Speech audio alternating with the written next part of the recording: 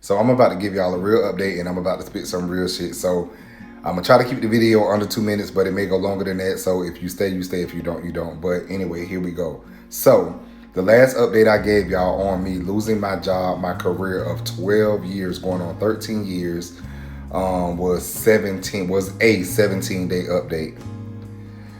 Today it's been 167 days, so my bad.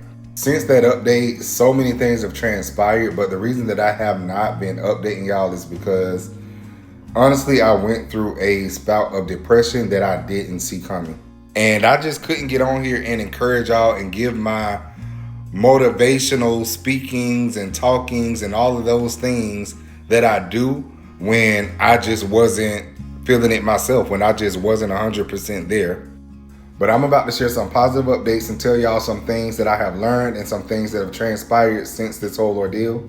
Number one, I did not give myself enough time to actually process what was going on. I was fearful, I was scared, and I literally just jumped into survival mode. And so I was mentally just telling myself, boom, do this, do this, do this, keep moving, don't worry about it. And I didn't give my brain time to process that I was going through a breakup from a 13-year relationship. Yes, even though it was a work relationship, this is still something that I invested my heart, mind, body, and soul into for almost 13 years. So certain things would pop up, I would see memories in my phone, and it really made me depressed. Like, dang, this is really not my life anymore. Once I took the time to really sit in it, process it, understand what was going on, and truly in my heart, not just speaking it, but truly in my heart, realize that, okay, it's time to move on. This is what God had planned for me. Things began to get better. I no longer was in panic mode, and I feel like when I was in panic mode, I was literally doing so many things, just trying to figure things out, and it also stressed me out and overwhelmed me. After I got that out my system and I really was quiet and just listened, things began to fall in place and I was able to hear and see my purpose. One piece of my story is me being homeless, and that was one of the roughest times in my life ever. And then becoming a homeowner years later was the greatest accomplishment that I had ever had.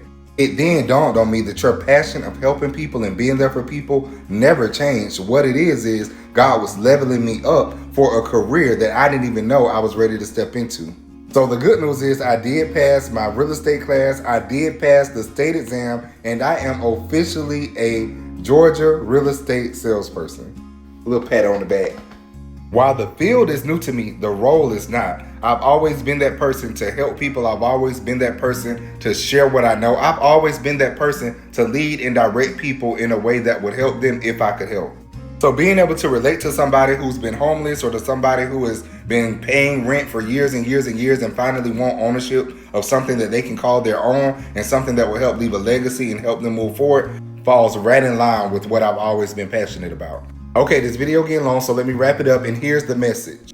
Whether it's a work relationship, whether it's an intimate relationship, whatever it is, any change in your life, give yourself time to sit in it and understand and process what's going on, because it'll help your mind in the long run. You won't move too fast, you won't make irrational decisions, you'll be able to clearly identify your next steps and your next purpose. Of course, this is the beginning of a new chapter, so there's a long way to go. Follow me to see how the journey goes and to continue to get motivational help and tips like this. Love y'all. See you at the top, bestie.